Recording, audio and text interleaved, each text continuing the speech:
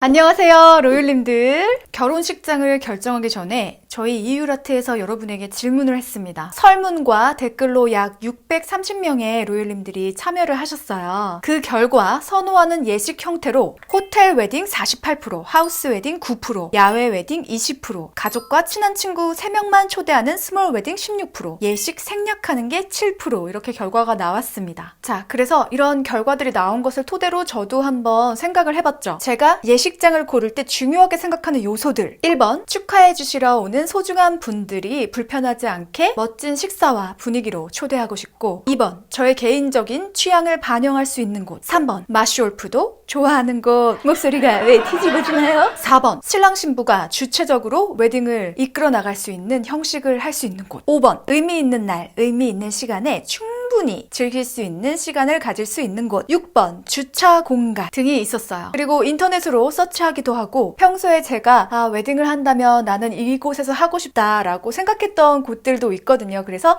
그런 곳들을 리스트에 적어 놓았습니다. 그리고 주말 동안 이 리스트들을 쭉 돌아보기로 했어요. 첫 번째로 간 곳은 라비두스. 이곳은 이승만 전 대통령의 별장으로 출발하여 1970년에는 영화사 한진흥업의 사옥으로, 이후 1987년 스리랑카 명예 영사관을 거쳐 2013년 600년의 세월의 공간에서 하우스 웨딩 중심의 소셜 베뉴로 거듭난 곳이래요. 라비두스는 달콤한 인생이라는 의미를 담고 있다고 합니다. 이 장면은 대표님의 따님이 실제로 이곳에서 저녁 야외 웨딩을 하신 모습이에요. 특히나 저녁 야외 예식하기에 너무 좋은 장소이고, 당일에 비가 와서 실내로 들어간다고 하더라도 실내도 예뻐서 만족스러웠어요. 방문을 했던 날 300에서 400명 사이에 그 하객들이 참석하시는 예식이었는데도 불구하고 올라가는 골목이 되게 좁고 주택가이기도 하고, 그곳이 좀 마음에 안 들어서 우리는 이거보다 훨씬 더 적은 하객들을 부를 거긴 하지만 그래도 오시는 길에 주차가 불편하고 하면 정말 차 운전하시는 분들은 짜증이 많이 나거든요. 그래서 이 부분을 간과할 수가 없었는데 정말 스피드하게 잘 하시더라고요. 그래서 전혀 그 골목길이 막히지도 않았습니다. 전체적으로 외관의 느낌이 그 LA의 그 귀족적인 별장의 느낌? 싸난데 느낌? 상당히 프라이빗하면서 아늑한 느낌이 들어서 정말 하우스 웨딩이라는 곳에 걸맞는 곳이구나, 이런 느낌이 들었습니다. 100명의 하객들도 진행할 수 있어서 알아본 리스트들 중에 가장 저렴하고 가격 대비 가장 만족스러운 웨딩을 할 수 있는 곳이었어요. 제 취향대로라면 꽃장식을 좀 많이 추가를 해서 풍성하게 장식을 하면 예쁠 것 같아서 괜찮았고, 아니 마쇼울프가 너무 마음에 들어 하더라고요. 그래서 마지막까지 2개의 리스트 중에 정말 고민을 했는데 그 중에 하나인 곳이었어요. 하지만 저의 마음에 걸렸던 한 가지가 있었는데 핀 라이트 조명의 컬러였습니다. 황당하죠, 여러분?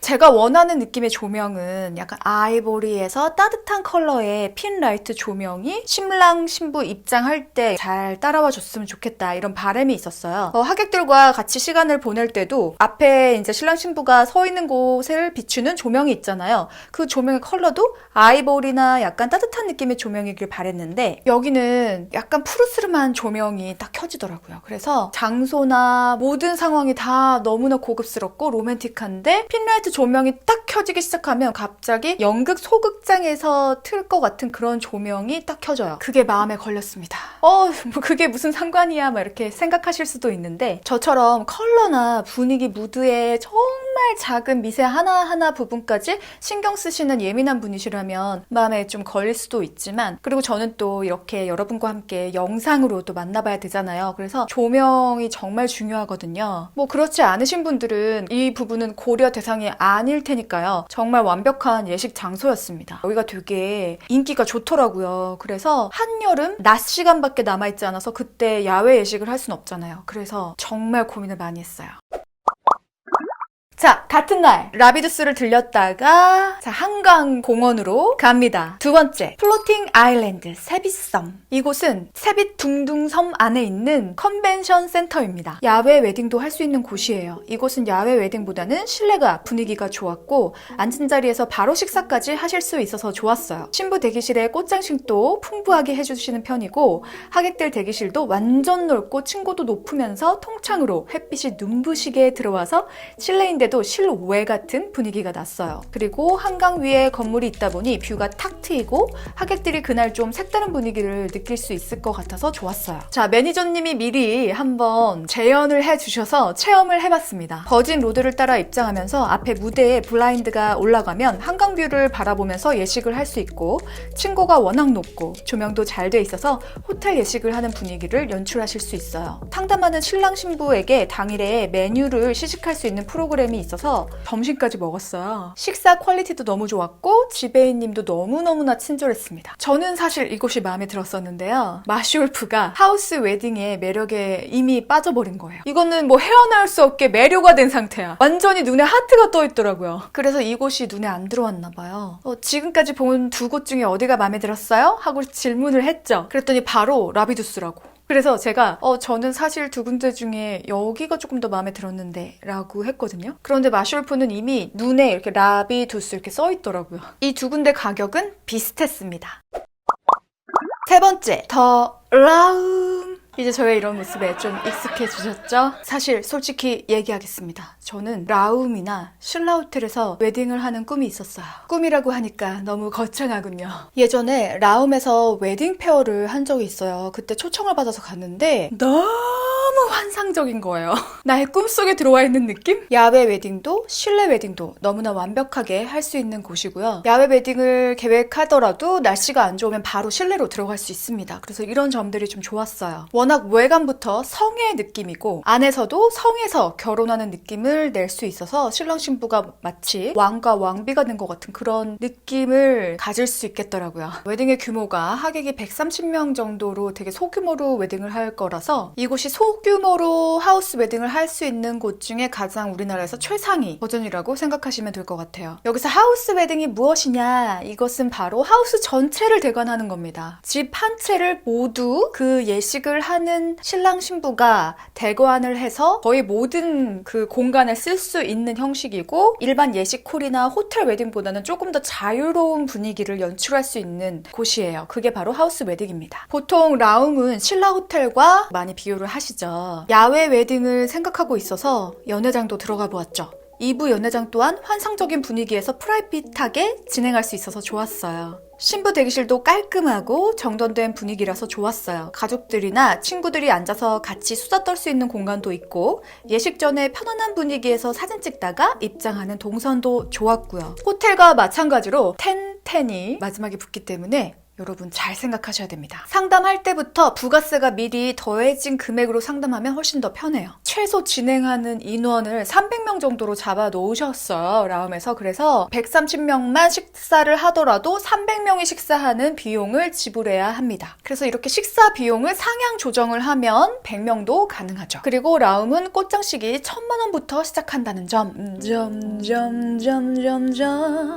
또 멀어지나 봐. 앞에 두 군데에 비해서 가격이 몇 배 상승합니다. 이 부분에서 정말 많은 생각을 하게 되죠. 여러분도 모두 다 그러실 거예요. 이 부분만 아니라면 당장 나는 계약하겠어! 탕탕탕! 했을 겁니다. 4번, 신라호텔. 꽃장식 디자인을 너무 잘하고, 영빈관 같은 경우는 뒤에 보이는 고급스러운 한옥과 어우러지는 환상적인 분위기가 뭐 시공간을 뛰어넘으면서 고급스러운 거의 모든 신부들의 로망인 곳이라고 할 수 있는 곳이겠죠. 신라호텔 안에 있는 팔선이라는 중식 레스토랑 음식을 코스 요리로 대접할 수 있는 시스템이 있어요. 그래서 다녀오신 모든 분들이 모든 웨딩을 다 통틀어서 신라호텔 8선 중식 코스가 가장 맛있었다라는 평을 많이 하십니다. 그러나 최소 인원이 250명이었어요. 영빈관을 알아봤거든요. 상향 조정을 해서 대접할 수 있는 곳도 있는데 이곳은 250명 이하는 받지 않으시더라고요. 그래서 불가능했습니다. 코로나 때문에 초대 인원을 아주 최소한으로 줄인 우리 입장에서는 불가능한 곳이었죠. 그래서 패스!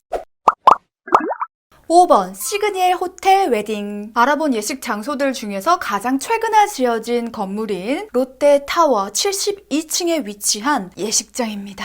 100명이 수용 가능한 프라이빗한 웨딩이 가능한 곳이고요. 층고도 높고 천장으로 햇빛이 들어오는 72층 하늘 위에 떠서 서울 시내를 내려다보며 웨딩을 할 수 있는 곳이에요. 인스타그램에서 시그니엘 웨딩을 검색한 결과 이런 사진을 보게 됩니다.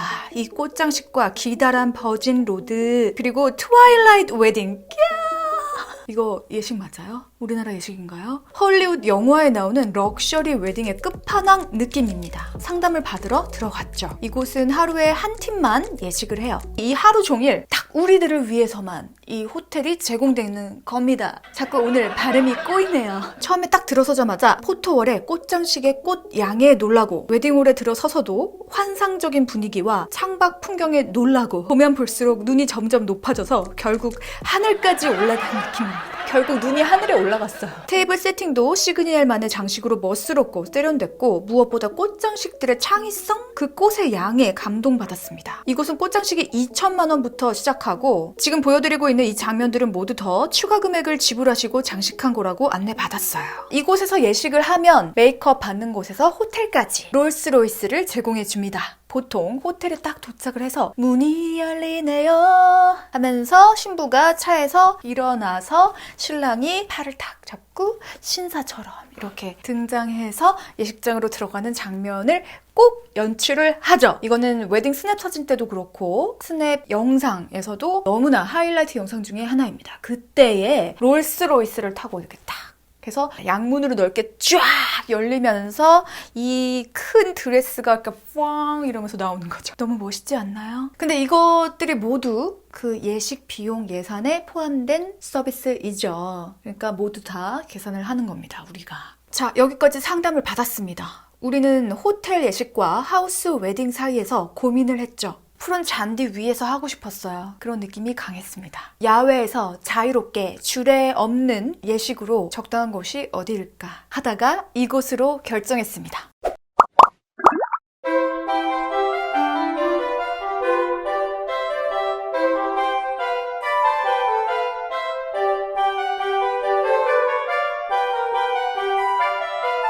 여기가 이제 하객분들이 맨 처음에 도착할 장소예요. 여기 양쪽에서 축의금을 받고 가운데서 현악 삼중주가 연주를 할 거예요. 우리가 야외 예식인데 비가 오게 되면 이 안에서 하게 되거든요. 한번 여기 같이 보실래요?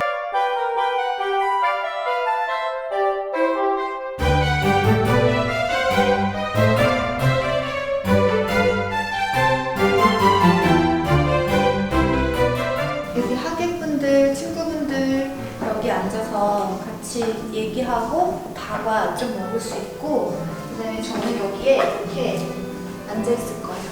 그리고 여기 주변으로 꽃이 슈라. 그리고 여기 안에 보면 여기 안쪽에 화장실도 있고 여기서 메이크업 하면서 옷도 갈아입고 할 수 있는 장소입니다.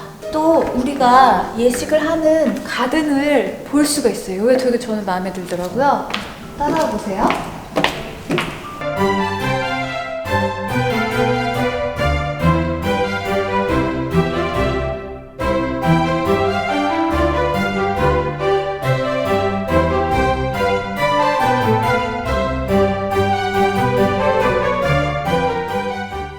문이 정말 큰 문이 있어요. 문이 확 열리면 제가 저희 아빠랑 이렇게 나와서 하객들이 이렇게 밑에 있잖아요. 그러면 여기서 이렇게 손을 흔들 거예요. 그리고 여기를 이렇게 걸어가서 이 계단으로 내려가면서 입장을 할 거예요. 너무 예쁘죠, 여러분? 웨딩홀을 결정하는데 마쇼르프와 단 한 번의 대립도 없었습니다. 마쇼르프가 상담을 받으면서 하우스 웨딩의 매력에 빠지기도 했었고, 저도 너무나 꿈에 그리던 곳이었기 때문에 한 3주간 고민을 했어요. 제가 고민을 할 때마다 마쇼르프는 유리 씨가 원하는 곳으로 하세요. 유리 씨가 원하는 곳이라면 전 어디든 좋아요 라고 대답을 했습니다. 우리 둘 중에 마쇼르프는 항상 더 벌면 되죠, 원하면 지르세요, 이런 스타일이에요. 제가 워낙 꼼꼼하게 하나하나 일일이 다 따져보는 스타일이라서, 그래서 더욱 지금까지 제가 원하는 것에 대해서 한 번도 이렇게 반대를 한 적이 없었던 것 같아요. 저도 무엇을 원한다 이렇게 마쇼르프한테 얘기하기 전에 되게 생각을 많이 하고 신중하게 얘기를 하는 편이기도 하고, 또 마쇼르프가 워낙 이렇게 제가 한번 얘기하면 다 하세요, 제가 다 이렇게 할 수 있게 해줄게요 뭐라고 얘기하는 스타일이라서 더 신중하게 됩니다. 그리고 서로가 전적으로 믿기 때문에 서로에게 배려 없는 선택은 하지 않을 거라는 믿음이 있기 때문에 단 한 번에 싫은 소리 없이 결정을 할 수 있었던 것 같아요. 그리고 이 결정을 할 때 여기가 좋은 점, 그리고 여기가 이 점 때문에 너무 고민이 된다 하는 점, 모든 진행 상황을 완벽하게 공유를 했고, 그랬기 때문에 오해하는 일이 없었습니다. 모든 나쁜 일의 시작은 오해로부터 시작이 되니까요. 코로나 상황에 예시 괜찮은가요? 모든 곳에서 마스크를 쓴 채로 체온을 먼저 측정을 하고 손소독을 철저하게 시킨 다음에 입장을 합니다. 아마도 백신이 나오지 않는 이상 결혼식에서 계속 마스크를 쓴 채로 인사를 하고 결혼식을 봐야 하는 상황이 연출될 것 같아요. 그래서 뭐 사진 촬영할 때 그리고 식사할 때만 잠깐 마스크를 벗게 되는 것 같습니다. 그래서 더더욱 이번에는 소규모로 진행하기를 결정했어요. 웨딩홀 할인 받는 방법. 웨딩홀은 한두 달 정도 시간을 두고 남아있는 날에 쏙쏙쏙쏙 이렇게 들어가는 게 가장 많은 할인을 받습니다. 그리고 낮보다는 저녁 예식이 할인이 되고요. 금요일 저녁, 일요일 저녁이 가장 큰 할인을 받을 수 있습니다. 그런데 토요일은 거의 할인이 잘 안 돼요. 할인의 폭이 그다지 크지 않아도 만약 100만 원 정도만 할인을 받는다 하더라도 메이크업이나 헤어 할 때 보탬이 될 수도 있고요. 사전 촬영이나 본식 때 이모님 오시잖아요. 드레스 잡아주시고 헤어 봐주시고 메이크업 조금 수정해 주시는 이모님 수모비라는 게 있습니다. 그래서 그걸로 또 보탬이 될 수도 있고요. 웨딩을 준비하다 보면 여기저기서 엄청나게 예상 외에 오버되는 비용들이 생깁니다. 그래서 이렇게 조금이라도 할인받는 것이 도움이 될 수 있죠. 여기까지 저의 결혼식장을 고르는 과정이었습니다. 장소를 고르고 나면 예식의 한 50%는 했다고 보시면 될 것 같아요. 물론 그 다음에도 필요한 정말 많은 사항들이 있습니다. 다음 결혼편 기대해주세요. 오늘도 예술이야. 오늘도 이유라트. 이유라트.